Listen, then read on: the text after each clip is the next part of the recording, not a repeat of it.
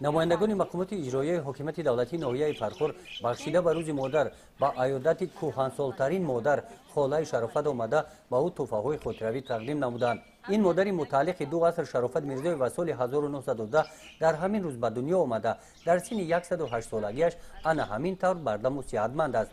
در دهه ارچه جماعت دهات دهقانریق عمر به سر برده دوره پیریش با چنین لطف و مهربانی ها خوش میگذرد.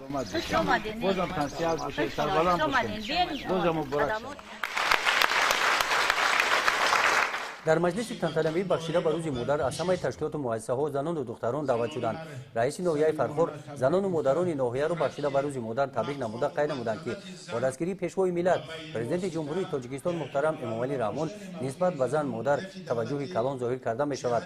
در ناحیه به جابجاگذاری کادرهای خدمت دولتی از حساب بانوان لیاقتمند و دانشمند و صاحب معرفت اینچنین تشویق آنها به دانش اندوزی از خود کردن کسب و هنرهای زمانوی و تشویق طرز حیات سالم اعتبار اولین درجه داده می شود. در جشن روز مادر و زنان و دختران که در رشد ساحه‌های اقتصادی، اجتماعی و فرهنگی ناحیه سهم ارزنده گذاشتند از نام مقامات اجرایی حکومت دولتی ناحیه با افتخارنامه‌ها و تحفه‌های مالی قدر کرده شدند.